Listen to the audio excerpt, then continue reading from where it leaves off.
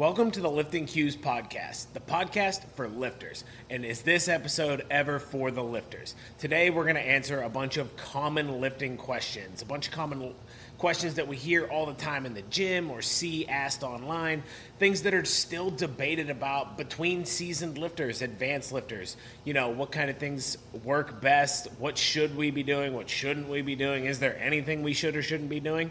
We're going to cover that all today. I'm going to go through a list of a bunch of these common questions and debates, dive into what the science says, what the real world experience that I have myself and coaching people, and then just see what kind of rants we can go on today. So that's going to be the Lifting Cues podcast. I'm your host, Coach Quinn, aka Coach Q.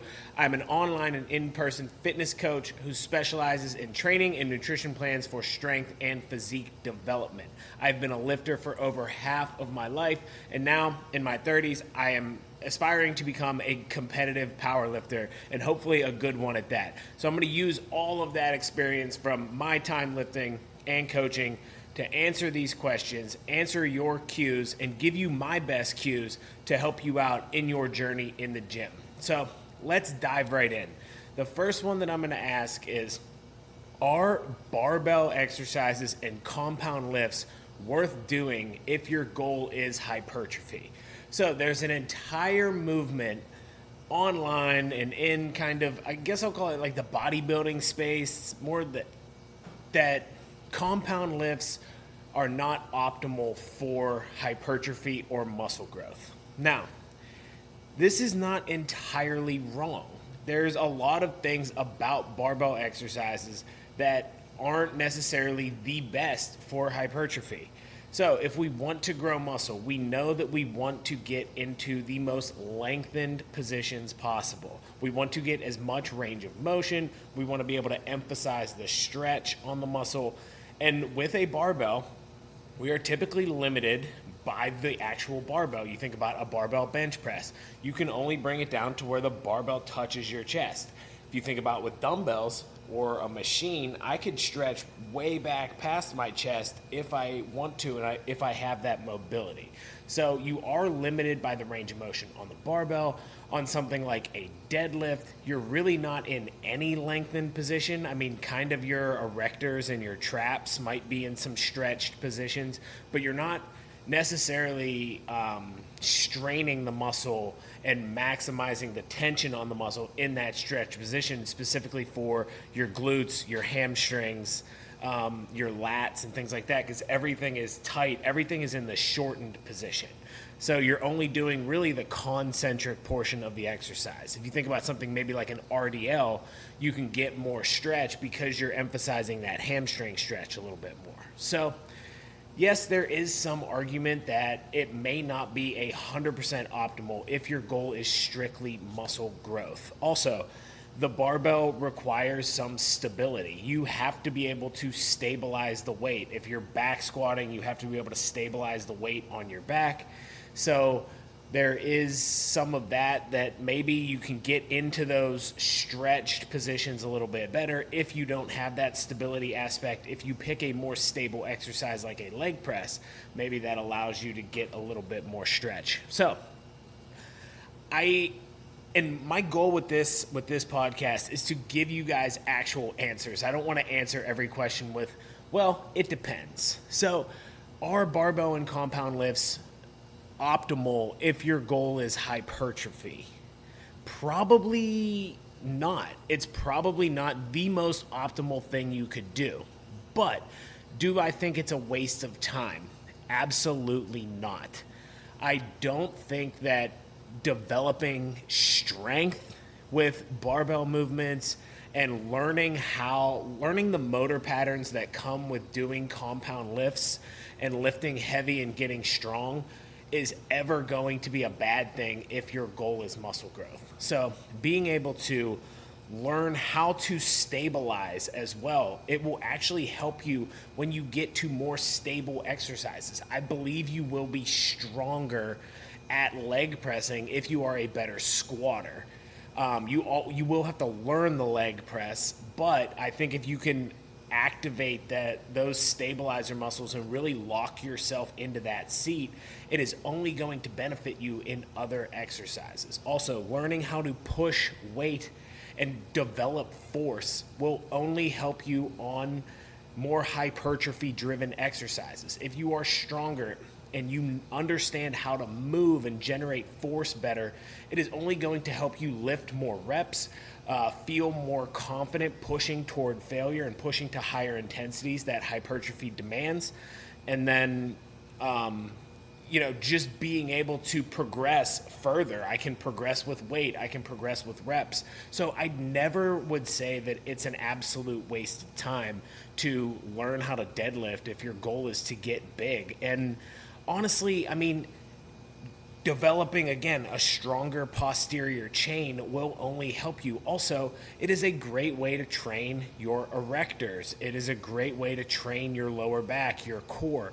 So all of this musculature is going to be built, and as you progress and get heavier, there is muscle that has to be developed. So you are not wasting your time by doing compound lifts. Do you need to? Absolutely not. You can get plenty huge, plenty of people do, without ever doing a deadlift, without ever barbell back squatting, only, hack squatting, leg pressing, all those kind of different things. You don't have to do these lifts, but if you are an enjoyer of these lifts, and these lifts help you to have fun in the gym and get involved in your programming and your workouts and, put some intention behind it. Like, I get to go squat today. I'm excited to go to the gym.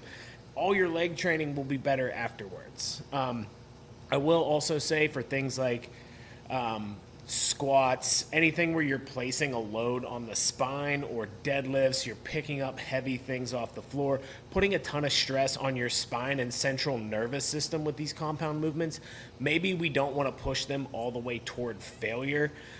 If you do, just be really smart about how you're training around that, because it's going to take a lot out of you physically and mentally. So if you try to take squats really, really close to failure, it's probably going to take a lot out of you. Maybe we just design certain blocks where we know, our recovery is going to be really good, or we cut back on some of our other programming if we want to take those big lifts anywhere close to failure. So thinking about how they fit into your program is also going to be very important to your hypertrophy goals. We don't want it to be a detriment to the rest of our training. We know we have to get a certain amount of volume, a certain intensity, a certain amount of hard sets. If we don't accomplish that because we went too hard on squats and now we can't push ourselves and keep progressing in our other lifts, or we can't recover from it, then we are hurting our hypertrophy by doing these compound lifts. But there is definitely room for them. If you enjoy them, please do them. And you can build muscle. You will. You will build muscle as you get stronger. So it will not only help the actual lift will build some muscle, maybe not, the optimal amount on a deadlift building your back. You're obviously going to have to do some other things. But getting your posterior chain, your core, and just your general motor skills developed will only help you in your hypertrophy goals and in your other training. So I definitely recommend keeping your barbell lifts in, get strong, have fun with it. Don't take stuff out of your program because some bro online said it wasn't optimal. That's okay. I mean, how many people with a really high bench press do you know that have a super small chest? Not that many. I mean, so if you really like barbell benching better than other forms of pressing, please keep it in and just think about how to fit it into your program. What else do you need? We're going to need some things that stretch the chest. So we'll make sure that we get some things that stretch our pecs, stretch our front delt a little bit more, work our tricep in the lengthened position. But that doesn't mean we have to take the barbell bench press out of our program. We're going to do some form of pressing. Let it be that if you enjoy it. So if you enjoy compound lifts, definitely worth doing. I think they can lead to more hypertrophy as kind of a secondary result of getting stronger, developing that stability, the motor skills, the understanding of how to generate force. I think will help you with your other hypertrophy training, and that's really where most of the benefit will come. And then, I mean, there definitely will be, some definite muscle building from just getting stronger and getting better at those lifts, for sure. All right, the next one. Am I going to get bulky? This is a question you will hear from a ton of newbies in the gym or people that haven't really been to the gym in a really long time and are maybe just coming back to it. Definitely as a coach, you hear this a ton. I don't want to get bulky like you. I don't want to get super bulky. I'm not going to get bulky, right? If you have to ask this question, you are absolutely not going to get bulky. Getting bulky, and I'm not even going to pick on women here. I hear this from dudes all the time. Older dudes just getting back into it, or like they want to be this athletic look. Like women use the word toned, men say athletic. I want to look athletic. I want to look sleek or lean or whatever. So I'm not just picking on women here. I hear this on both sides all of the time. I don't want to get too big. Trust me, if you have to say that, you are not going to. I promise you. You have to dedicate everything to getting too big. And you are not just going to accidentally wake up one day too big. You are not just going to fall into the gym a couple times a week and be too big. It's just not going to happen. You have to train intently for years, months, time. You have to put time in the gym, progressing over and over and over again, pushing yourself intensely over and over and over again. And then you have to go home and you have to eat to recover from that. So you have to push that food. You have to push the protein, push the carbs, forcing food. You have to sleep like it's your job to do so, making sure that you're getting all of the sleep that you can, managing all of your other recovery variables. Then, just maybe, you might get too huge if the workout program is perfect and you perfectly adapt to it. You might end up at a point where you're too bulky. Well, guess what? Now we can just pull back. If you're ever at a point where you're putting on too much muscle, we can always pull that back. Trust me. The people that you want to look like and that you think you want to look like, or that have the right amount of muscle mass and leanness, is like, they're much leaner than you think they are. They look very big because they are very lean. So if you don't want to look too big, it's just not going to happen. It's just not going to happen by accident. You have to be very intentional about it, and not the look that you want is still going to require you to lift weights and build muscle. So that's the other thing that I think people get messed up on, is they see somebody online and they think that they did it by like doing some cardio and getting some steps and eating this diet. But in reality, they put on a bunch of muscle, probably from years of working in the gym. Even if they don't look that jacked, they've probably put in a lot of time in the gym building and maintaining muscle and developing good exercise habits that keep them in a position where they can be lean. So the way that you're going to get to the leanness level that you think you want is by diet. But to actually get the look at the lean that we want and not end up being skinny fat, we have to lift and build muscle. So your training doesn't really change whether you want to get bulky or look athletic or be toned. It's about building muscle in the gym and then dieting to lose body fat, to get us to a point where we are happy and healthy walking around in our body. That is the goal. And then once you get to that point where it's like, okay, I'm at a level of leanness that I can tolerate, that I can live at, I have a decent amount of muscle mass that looks pretty good, then you can decide exactly how advanced you want to take it. How big do I want to get? Or how, but we've done that through, years of building these habits, and these habits are entrenched. We're good at working out. We understand what our body responds to. You have to learn all of these things to be able to manipulate your physique just any way you want. Is basically my point. Is you're not just going to accidentally manipulate your physique. It's a very intentional thing. So you're not going to accidentally get too bulky. You're not going to not look athletic if you don't want to. I think what happens is people end up lifting weights and not eating properly to lose the fat that they want. So they end up just getting, like, sure, there's more muscle mass, but they just feel maybe a little bit bigger, or they look bigger, and they don't want that. But then it's a problem with diet. It's not a problem with training. Training's not the issue. We're dieting the wrong way. So when you're thinking about not getting bulky, focus on your nutrition more than your training. The training shouldn't change all that much. If you want general recommendations on training, go back, listen to previous podcasts. I've talked about it ad nauseum. So we're not going to accidentally get bulky. That's basically my point there. Guys or girls, I'm not just talking to the ladies. I'm talking to you dudes out there too who want to look athletic. Guess what?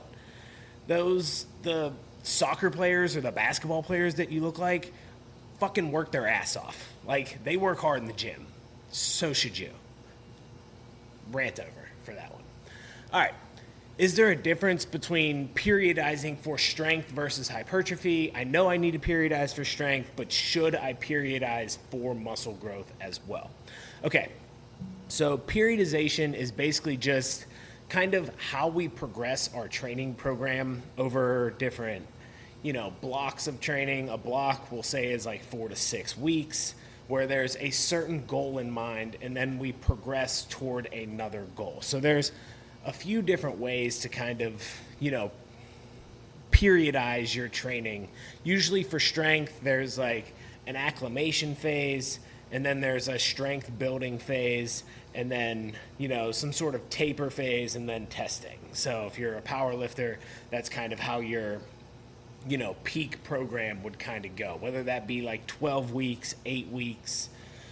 Your strength block would probably be 8 to 12 weeks, around there, depending on kind of what you respond to best. But there's all kinds of different variables manipulated in there. But basically, it's just a way of progressing your training to reach a certain goal. And it really does seem to be important and really work for strength. So I'll give you an example of kind of how I periodize for strength. So for the powerlifting meet, I spent 12 weeks really focusing on building my 1 rep max strength. So it was working up to heavy sets of 1, doing some back off sets, and progressing that heavier and heavier as I went, with 1 deload in the middle there, and then, at the end, I did another taper up until the meet.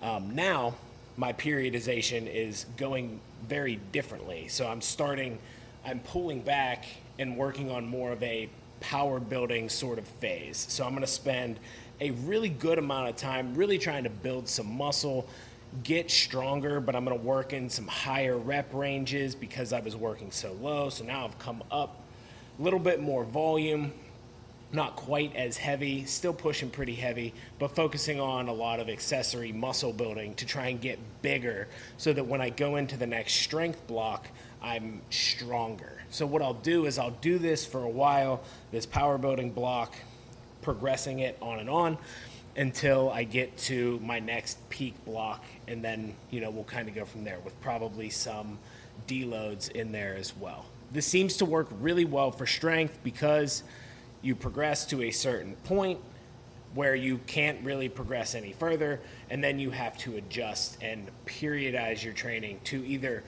focus on something different or work on weak points. There's a lot of different periodization that goes into strength. But for hypertrophy, the goal is really to just continue to place mechanical tension on the muscle. So we know that if we can just push toward failure at a reasonable rate, then, periodizing for strength, we can kind of just keep doing that. We can kind of just we either go up in reps or go up in weight or increase volume. So there's not necessarily a periodizing plan per se, or something that universally works for everybody in the way that we kind of do for strength. But I do think there is definitely some periodization once you get into higher levels of hypertrophy. There's going to come a point where you haven't reached your genetic potential, because very few people ever actually reach their genetic potential as natural lifters. You have to really, really dedicate yourself to that. And even then, there's probably some different things that we could do to eke out a little bit more in certain areas. But that's kind of what I want to talk about. So once you kind of build a certain well-rounded physique, there's probably going to be some sort of weak point or lagging body part that maybe some periodization to do some specialization programs might be really, really good. Or there's just certain exercises that you can't fit into your program all the time that work a certain muscle better than others. If you're getting really serious about building your physique, there's a lot of different musculature in your lat, for example. There's all kinds of different things that you can build up. Not every lat exercise will hit that. So maybe you have to periodize in or put into some blocks exercises that work, like the iliac lat or, whatever it might be. If you really are concerned about reaching that genetic potential and developing this physique that is, just kind of really advanced and people really look at and go, oh, okay, you're a bodybuilder, even if you don't compete. So there definitely will be some periodization for that with exercise selection and being able to fit in different exercises that fit into your routine, either because you just can't handle the volume at the time, or that you need to specialize in a certain thing. So I think that's where the periodization to hypertrophy comes in. The training itself, as far as, how you're pushing the intensity and the rep ranges, it's probably not going to change all that much. Maybe you do some more strength focused training just to be able to make progress, because you've kind of stalled out in the rep range that you like to grow in, whether it's 8 to 12 or whatever it might be. Maybe you're just okay, I've kind of tapped out at the weight in this range, so let me cut back, get a little stronger, and then I'll come back and see if I can do some more and get some more out of that. So maybe there's some periodization there as well, but I don't think it's necessarily as important as strength, or as kind of scheduled as strength. Because as you continue to develop your strength, like I said, you're pushing heavy for a certain period of time, pushing really, really heavy. But then you have to change that up, because your body can just only take so much of it. If you're still growing muscularly and choosing exercises that really work for you, that are a little easier on your joints when it comes to hypertrophy and stuff like that, maybe you don't have to switch it up for a really long time, as long as you keep manipulating either weight, reps, maybe volume goes up and down. But periodizing, I think, throughout the year to focus on some different things might help you with your muscle growth and help you continue to progress. Or if you just want to focus on, maybe there's a bulking phase of your year and a cutting phase of your year, and the training kind of periodizes seasonally based on, what you're doing.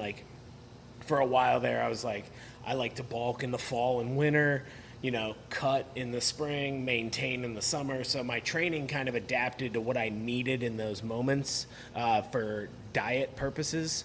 So maybe it does seasonally just because that's how you like to train or how you live your life, how it fits into your life. But I don't think it's really necessary. The thing is we keep pushing the intensity, we maximize mechanical tension, and just make sure that we keep progressing. If you need to know how to keep progressing, go back, listen to the last episode on plateaus.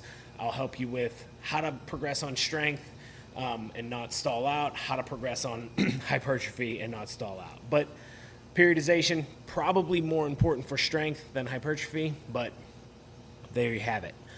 We kind of touched on this one, but progressive overload techniques, what are they? Do I just have to keep adding weight to the bar?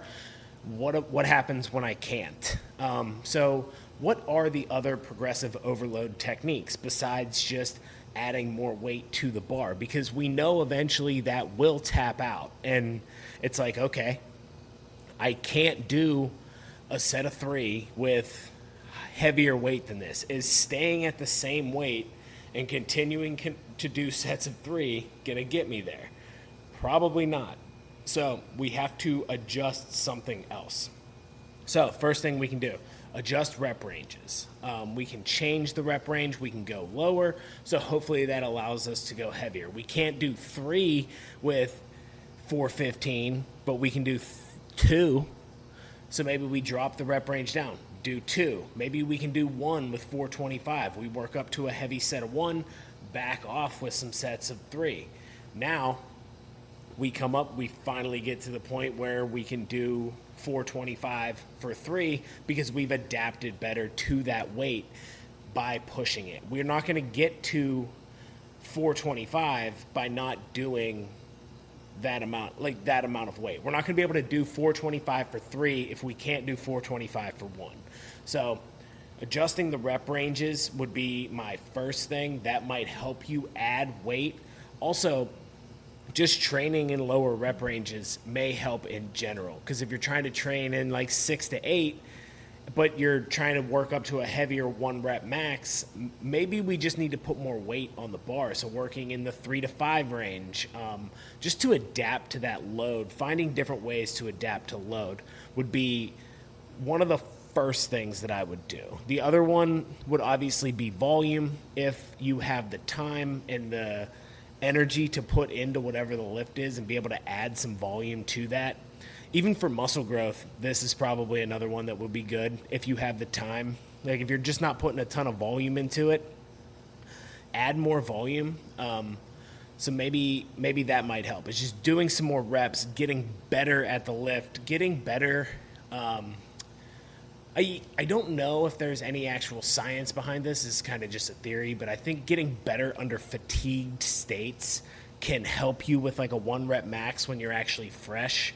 If you know how to keep everything tight and execute a movement when you're fatigued, there's something to me mentally that tells me that I can do more if I'm not fatigued. So next time when I'm not, I can kind of maybe push that weight and maybe I'm able to generate a little bit more force. I can keep everything really, really tight. If I can do it under fatigue, I can probably do it better when I'm fresh. So maybe increasing volume helps there. As far as strength goes, the other thing I would do is you can adjust things like range of motion and tempo.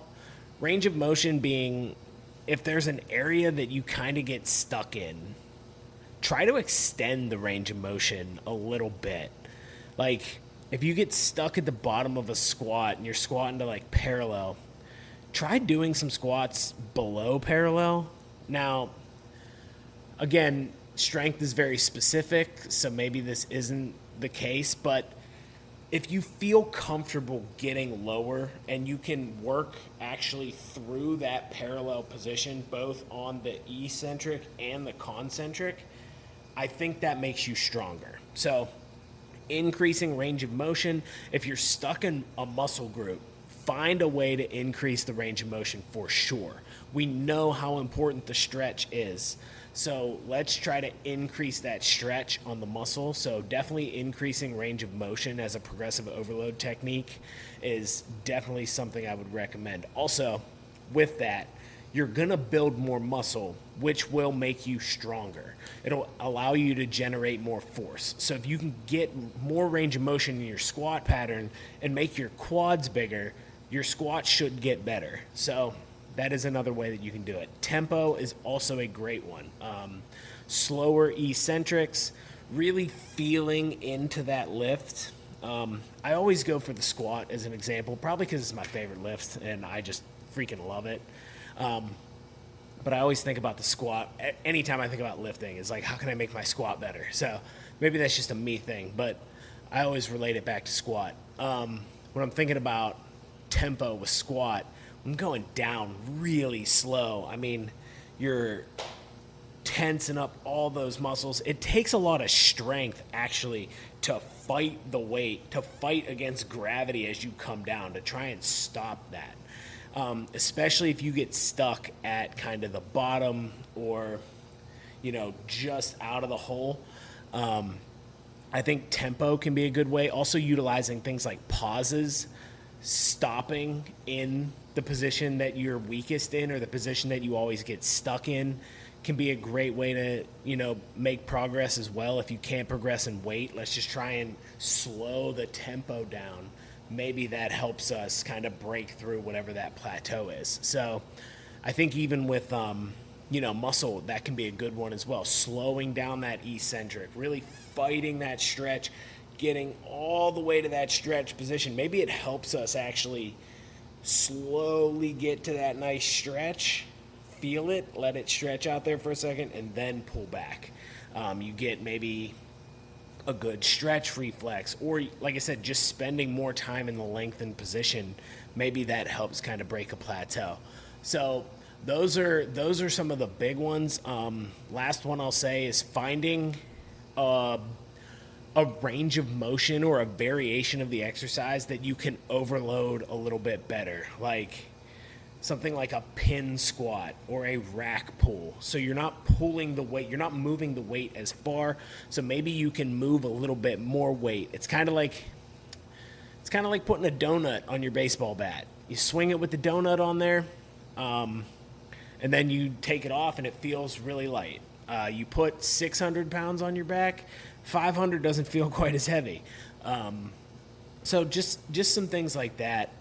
But biggest thing with those is make sure that everything about the lift is still exactly the same. So you're only lowering down to maybe a quarter or a third squat, but make sure that quarter or that third is the exact same as your squat. You're not adjusting to do this other lift. Everything has to stay as specific to your lift as possible. So your setup is the same. You're not changing any of that.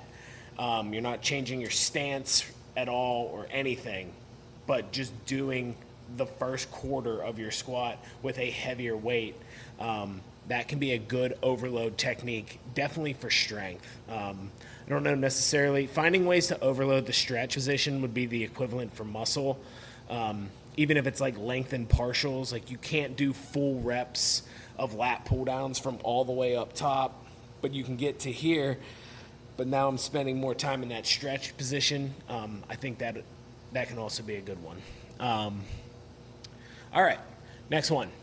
Endless debate here. Endless debate. And this is between seasoned lifters, non-seasoned lifters. Everybody wants to know, should I do higher volume or higher intensity training? Should I lift, I always mess this up, high reps, low weight, or low reps, high weight? Yes, got it right this time. Good. All right. Which one's better? This is the one where I'm going to say, I don't care. It doesn't matter. I used to be really, really in the camp of higher volume is better. I thought that was the answer. It's like, just do more. Do more reps. Get closer to failure. Like, you're still pushing to failure, but you're not fatiguing the body quite as hard. But then I kind of started to experiment with some high intensity training and doing actually less sets, but just taking them to absolute failure. And, with lengthened partials, it's kind of when the whole lengthened partial thing started to happen. I started to utilize that a lot more in my training. Instead of doing more volume, I just did more intensity with kind of a similar volume. But even when I started doing my powerlifting training, I really cut that volume back, and I actually think I still built some muscle doing some hypertrophy accessories with just really, really high intensities. Like I would do a warm-up set of like 12, then I would do a hard set of like 8 to 10, and then I would take a weight and just crush it to absolute failure. And that was like my accessory work. I would do like 3 exercises of accessory work just like that. So really just kind of high intensity. The first 2 sets were, they were hard, but they weren't hard. But then I'd take one set super duper hard, and it seemed to actually help me grow some muscle while I was kind of powerlifting training, which was really interesting because I think it's probably because I never trained like that. It was kind of a novel stimulus. So I think that's kind of really what it comes down to is like, is this new to you? Is this something different that you're doing? Is this something your body responds to? With higher volume versus higher intensity, it's really kind of a what does your body respond to best sort of deal. Like my legs always respond to higher intensity, lower volume. Like I like to lift my legs very heavy for very small reps, and it always works. It works every time. But if I try to do that on my upper body, it just isn't quite as good. I don't know if it's because my shoulders are a little bit more beat up and they're just not quite as trained for that, or like they're not quite as capable of lifting that heavy all the time. I think that's probably a lot of it, playing football most of my life. So I like a little bit higher volume, some lighter weight. I like to kind of just rep stuff out in my upper body, and that seems to work better. So maybe it's going to differ between muscle groups for you. I know that my back, it takes a ton of volume and intensity, but it responds better to higher volume than higher weight. So, it's kind of a give and take as to what your body needs, and it really does depend on how you like to train, how your body responds, and what are you going to be able to do the hardest? What can you recover from? Are you able to recover from like a heavy set of squats to like failure? Like I'm talking like a set of 5 to failure at like your RPE 9 or 10. Like if somebody has to scoop you up from your squat, like, are you going to be able to recover from that and still get enough to grow? Like, is that good for you? Or should you maybe do high intensity on certain exercises and maybe just more volume on another? So this one really depends on you. The other thing is like, they both really work. Like, as long as you're hitting that proximity to failure and putting that tension on the muscle, then they both work. And if you're getting to high proximities to failure, you will also still build strength even at higher volumes. Now, I don't recommend necessarily just training strength at higher volumes. If your goal is strength, you're probably going to be more in the HIIT, like lower volume camp, because things are so heavy.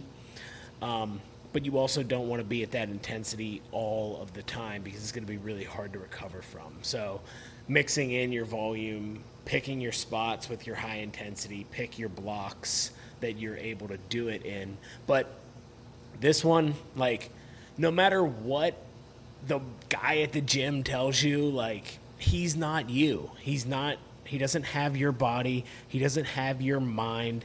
He doesn't have your experience in the gym. Like, to do true high-intensity training, you have to really know how to push to failure and be very confident in that. So I'd rather somebody start with higher volume, learn how to lift and push yourself toward failure and, like, get to failure on some safer exercises, understand what that feels like. Even get yourself, like, if you ever push heavy, squats or something and, like, you fail under the bar, like, you know what that feels like. You know what true failure feels like, not being able to do a rep, having your life flash before your eyes. So getting some time to understand, I'd usually probably start somebody higher volume, teach them how to push to intensities at quote unquote safer weights with quote unquote safer exercises to push to failure. I say quotes because nothing is inherently safer or not. I mean, I think pushing squats to absolute failure, like anytime you can fail with a bar on your back, like you better have a good spotter or, a good setup that you can, bail under that weight safely. Please. Please don't try to push squats to failure without someone very experienced helping you. Or just that can literally scoop you up off the ground with weight on your back. Please, let's be smart about how we push to failure. But I think spending some time learning how to do that with higher volumes and accumulating higher volume over time is probably the better way to start until you get a very good understanding of, how to push to failure, what you can push to failure and what you can lift heavy with, what exercises kind of work best for that. And then maybe try a high intensity block at some point, see how your body responds. Or if you've been doing high volume for a long time, let's switch it. Or if you've been doing high intensity, let's add more volume. Maybe that can break a little bit of a plateau. But I don't think either of them is necessarily better or worse, especially when it comes to muscle building. So if anyone tries to have this argument with you, just say, I like what I like. It's working for me right now. Maybe I'll try something else later, but I'm good. I don't need to do your workout. No offense. All right, next one. Will cardio kill my gains? Will cardio kill your gains? So this comes from the theory of the concurrent training effect, that if you try to do cardio before or after a resistance training session, that it will impair your recovery and kill your gains. Or, your body will be trying to adapt to the cardio and not recover your muscle. I don't know. Maybe that's part of the theory, but basically it's just the recovery cost will be too high to recover from your training. My gut says absolutely not. Like, cardio will not kill your gains. I promise. Now, you have to be smart and strategic about how you do your cardio and when, and what is your goal in the moment. These things are all really good considerations, but my gut tells me that you're not training hard enough in either of them to kill your gains. And even if you are, you're probably experienced enough. Like, there's some hybrid athletes online that are serious cardio people that are fucking jacked, that work their ass off in the gym, and sure, they take their recovery very, very seriously and they're advanced at what they do, but they're still doing both. Like, you can do it, just be aware of what that recovery cost is and what your body needs to recover from both. But my guess is you're not doing cardio or strength training hard enough if you have to ask this question. If you already know the answer, if your goal, if you're pretty serious about your muscle building, you probably already know how much cardio you can do that's not going to kill your gains. The way I look at this really is, again, what is your goal at this moment? Is my goal more to either get my cardio up because my cardio sucks, or am I trying to kind of get my activity up and burn a little bit more calories throughout the day? Or is that the reason that I'm trying to add in cardio? Or am I just doing it because I think I have to work out to burn more fat? Choosing the adaptation that's most important right now. And is my goal right now to build muscle? Okay, maybe I do pull back on my cardio a little bit so that I'm able to recover. But as long as your recovery is very considered in what you're doing, then I don't think it's a big deal. And if you're not doing the cardio to, if you're not trying to do both at the same time, I'm not trying to maximize muscle growth and maximize my cardio at the same time as a general fitness person. If I'm just doing 30 minutes of incline walking at a decent pace after my workout, am I going to kill my gains? No. Like, you're fine. If you did it before and maybe you're not as conditioned for that and you're a little tired going into your strength training session, maybe that hurts your gains. But, like, again, just don't do it as hard if you have to do it before. Like, if that's the time you can fit it in before you work with your coach or before class or whatever it is, like, okay, cool, like, fit your cardio in, but just understand why you're doing what you're doing. Am I just trying to stay in like a decent zone 2, easy sort of cardio pace, just some steady state? Or am I trying to do like a full hit training workout and then trying to go lift weights as hard as I can? One of them's probably going to have to give in that scenario. Or maybe just like we do that one time a week and then the other times we just do either easier cardio or, shift your cardio to other days.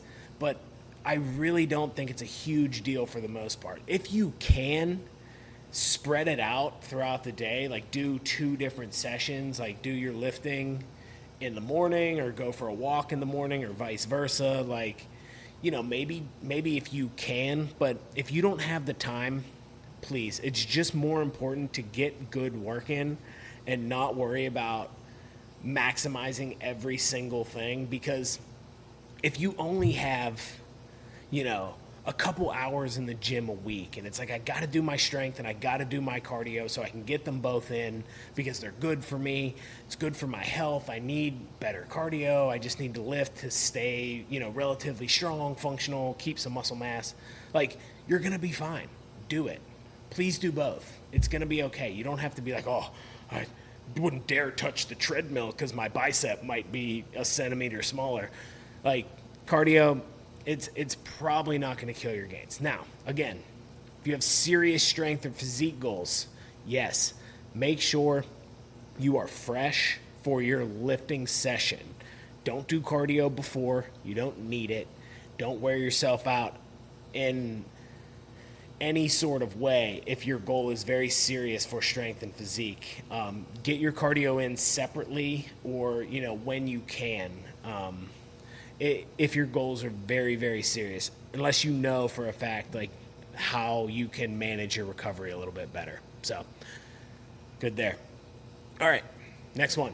Do fasted workouts, burn more fat. I included this to do fasted workouts because I feel like I see people do both. And if you still believe the fasted cardio thing, like, I don't know if listening to me tell you again why it doesn't burn more fat is going to help you at this point. Like, if you don't understand why this is debunked by this point, that fasted workouts don't burn more fat, then, I mean, you can listen to me talk, but I don't know if it's going to get through to you because I don't know if it's anything you haven't heard before. Okay. Do fasted workouts burn more fat? You probably weren't expecting this, but technically, yes, depending on your definition of burning fat. So, in the moment, yes, if you are fasted, your body will utilize more fat for fuel. This is called fat oxidation.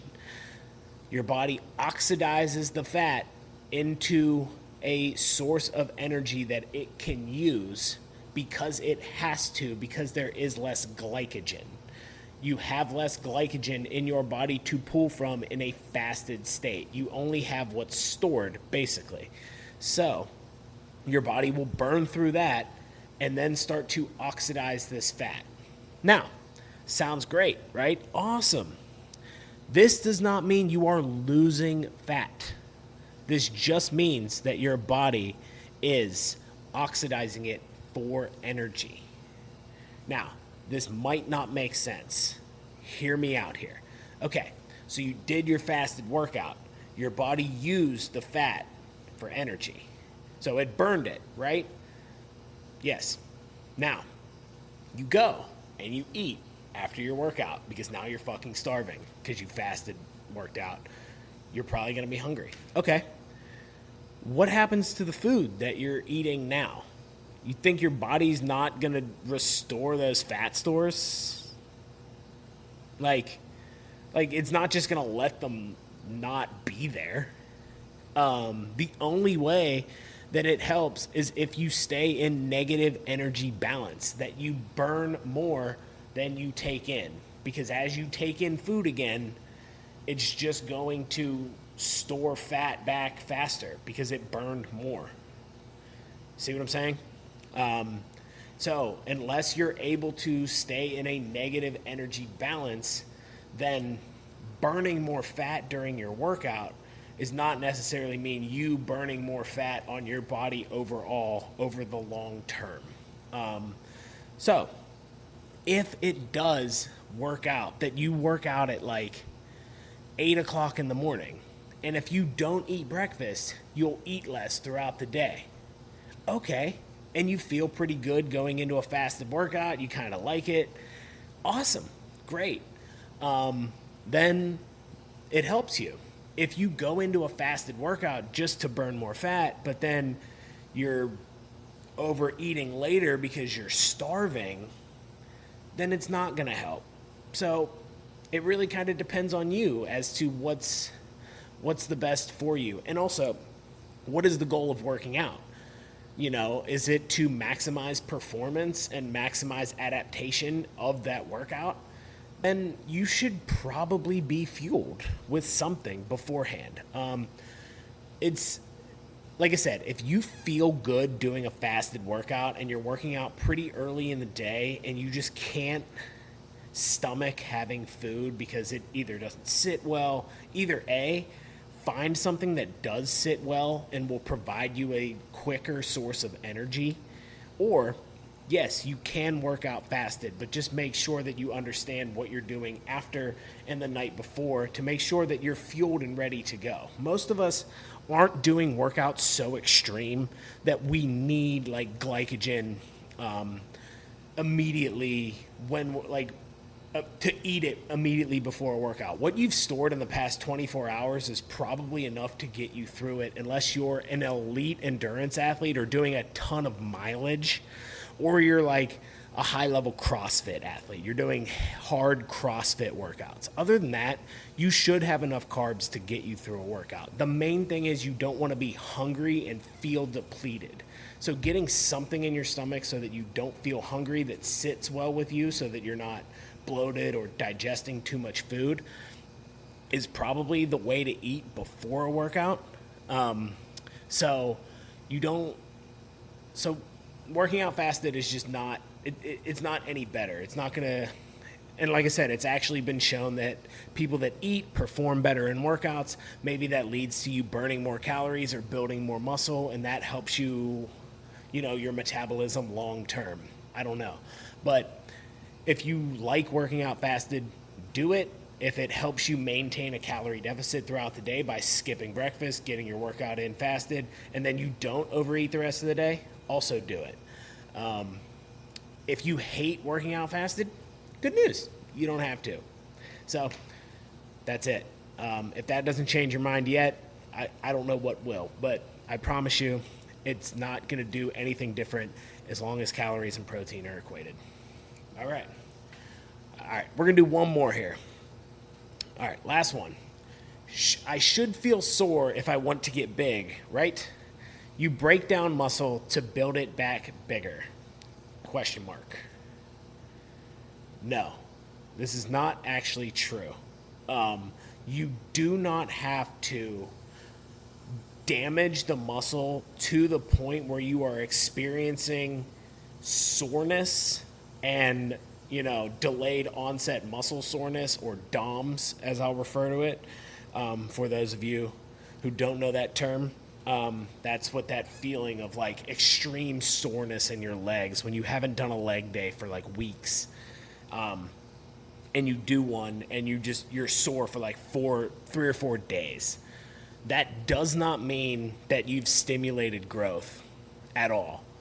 It just means you've damaged your muscle, and probably to the point where it's actually not recovering because it is so damaged.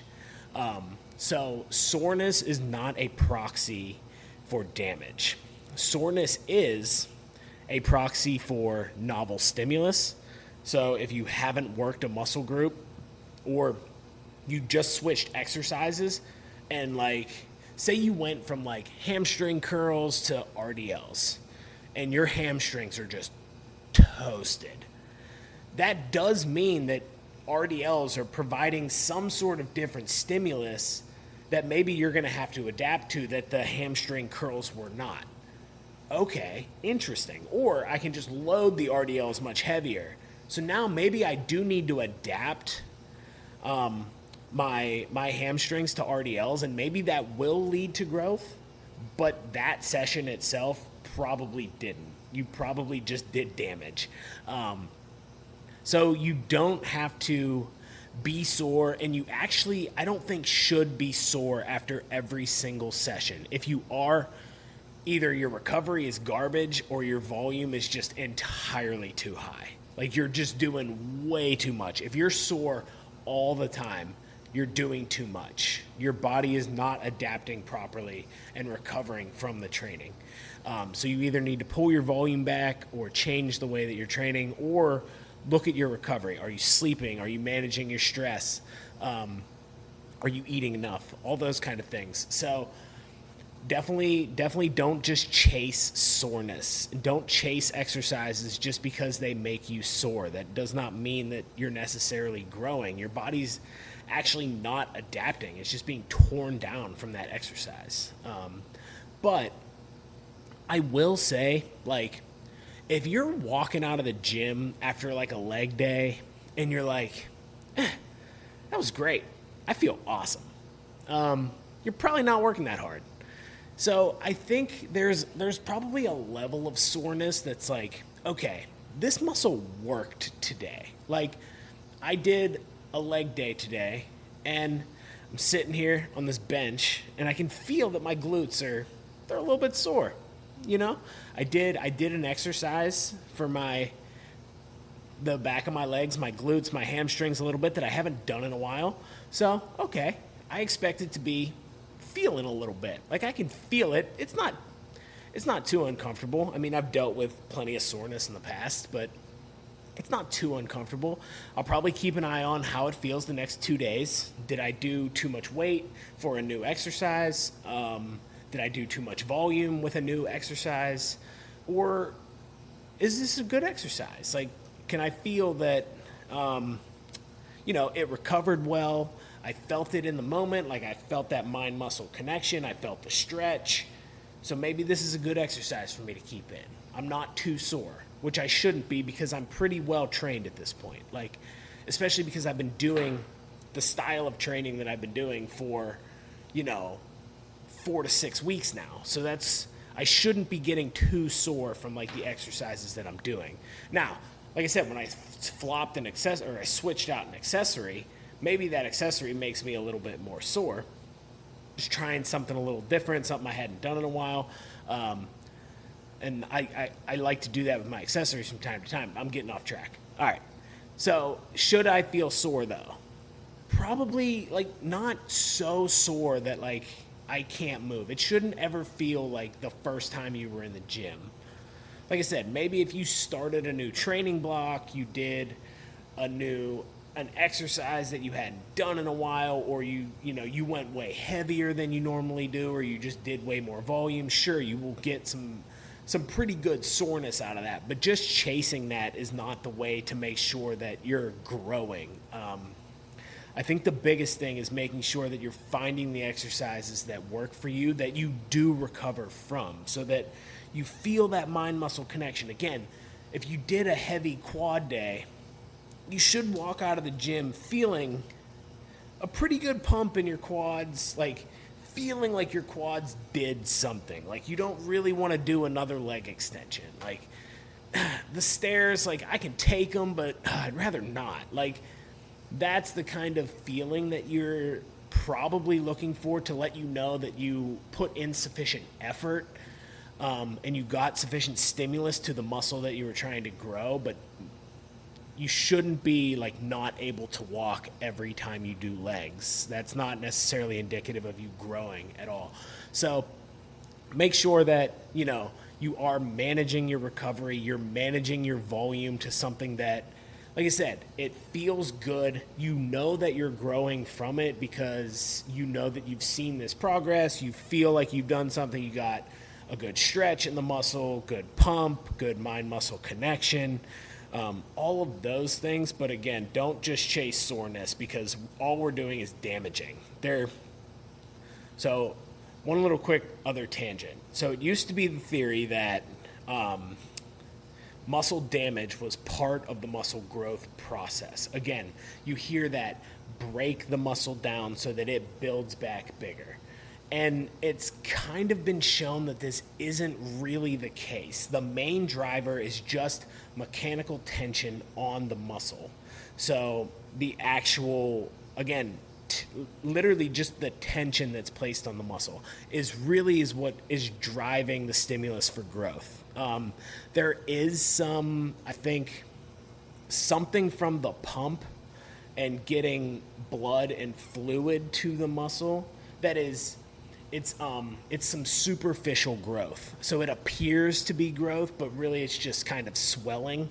I don't know if that is necessarily indicative of long-term muscle growth. So also, like, just a pump doesn't mean you got bigger, just means you're swollen.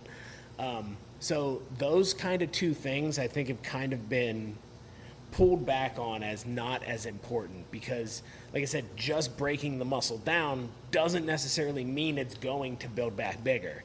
You need to build more contractile tissue by putting more tension on the muscle, not by breaking it down. You build contractile tissue through tension. So as that muscle stretches and has to contract, it has to develop more contractile tissue to be able to do that. So that's really what you're chasing, and you're doing that again through tension, which if you need to know how to do that, please go back, listen to the other podcasts, and that will help you. But don't just chase muscle damage.